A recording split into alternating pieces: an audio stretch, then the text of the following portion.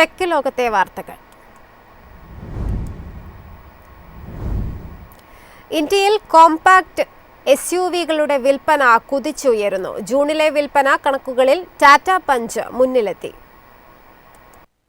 ഇന്ത്യയിലെ compact SUV വിഭാഗം ജൂണിൽ മികച്ച വളർച്ചയാണ് രേഖപ്പെടുത്തിയത്.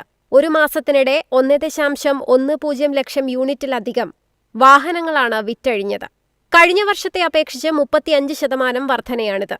21,006 യൂണിറ്റുകളുടെ വിൽപ്പനയുമായി ടാറ്റ പഞ്ച് ഒന്നാം സ്ഥാനത്തെത്തി. കഴിഞ്ഞ വർഷത്തേക്കാൾ 101% വളർച്ചയാണ് പഞ്ച് സ്വന്തമാക്കിയത്. 18,335 യൂണിറ്റുകളുമായി ടാറ്റ നെക്സോൺ രണ്ടാം സ്ഥാനത്തും 13,135 യൂണിറ്റുകളുമായി മാരുതി ഫ്രോങ്സ് മൂന്നാം സ്ഥാനത്തുമെത്തി.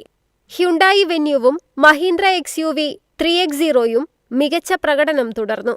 XUV 3X0യുടെ വിൽപ്പന ഒരു മാസത്തിനിടെ 50%-ഓളം ഉയർന്നു.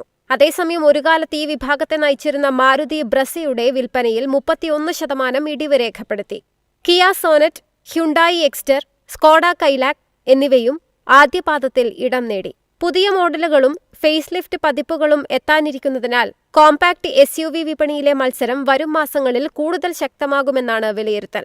News desk, MyFin TV. Royal എൻഫീൽഡിന്റെ ജനപ്രിയ ബൈക്കായ ഗറില്ല 450ക്ക് വില കൂടി. വിവിധ വകഭേദങ്ങളുടെ എക്സ്-ഷോറൂം വില കമ്പനി പരിഷ്കരിച്ചു. റോയൽ എൻഫീൽഡ് ഗറില്ല 450യുടെ വിവിധ വകഭേദങ്ങളുടെ എക്സ്-ഷോറൂം വിലയാണ് കമ്പനി വർദ്ധിപ്പിച്ചത്. പരമാവധി 2,044 രൂപ വരെയാണ് വർധന. ബ്രാവ ബ്ലൂ വകഭേദത്തിനാണ് ഏറ്റവും കൂടുതൽ വില കൂടിയത്. 2,72,479 രൂപയിൽ നിന്നും 2,74,523 രൂപയായി. Shadow ash, apex green, apex red, delight blue എന്നീ മോഡലുകൾക്കും വിലയുയർന്നു. അതേസമയം ബൈക്കിന്റെ എഞ്ചിനോ മെക്കാനിക്കൽ സംവിധാനങ്ങളിലോ ഫീച്ചറുകളിലോ മാറ്റമില്ല. 452cc liquid cooled single cylinder engine 39 bhp കരുത്തും 40 Nm ടോർക്കും നൽകും. 5 inch TFT display, smart phone connectivity, navigation തുടങ്ങിയ സൗകര്യങ്ങളും തുടരും. വിലവർധനവുണ്ടായെങ്കിലും എഞ്ചിന്റെ പ്രകടനവും ആധുനിക സാങ്കേതിക സൗകര്യങ്ങളും കാരണം ഗറില്ല 450നോടുള്ള വിപണിയിലെ താൽപര്യം തുടരുമെന്നാണ് വിലയിരുത്തപ്പെടുന്നത്. News desk, MyFin TV.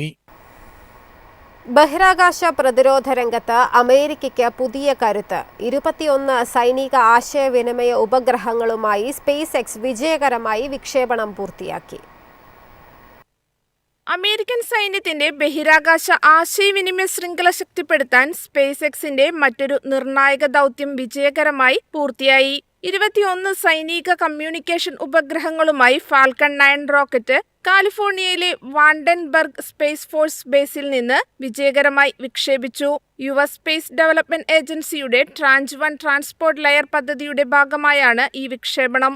ലോകത്തിന്റെ ഏതു ഭാഗത്തുള്ള അമേരിക്കൻ സൈനിക വിഭാഗങ്ങൾക്കും സഖ്യസേനകൾക്കും അതിവേഗവും സുരക്ഷിതവുമായ ആശയവിനിമയം ഉറപ്പാക്കുകയാണ് പദ്ധതിയുടെ ലക്ഷ്യം.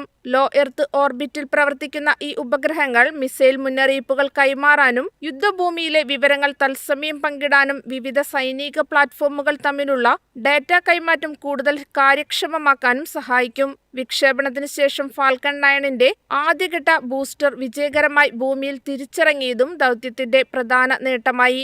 എല്ലാ 21 ഉപഗ്രഹങ്ങളും നിശ്ചിത ഭ്രമണപഥത്തിൽ വിജയകരമായി വിന്യസിപ്പിച്ചതായി US സ്പേസ് ഡെവലപ്മെന്റ് ഏജൻസിയും SpaceXും അറിയിച്ചു. ബഹിരാകാശ അധിഷ്ഠിത പ്രതിരോധശേഷി വർദ്ധിപ്പിക്കുന്ന അമേരിക്കയുടെ ദീർഘകാല പദ്ധതിയിൽ ഈ ദൗത്യം സുപ്രധാന ചുവടുവയ്പായാണ് വിലയിരുത്തപ്പെടുന്നത്. News desk, MyFin TV. എളുപ്പത്തിൽ സമ്പാദ്യം വളർത്താം. ഇന്ന് തന്നെ മൈഫിൻ TV ആപ്പ് ഡൗൺലോഡ് ചെയ്യൂ.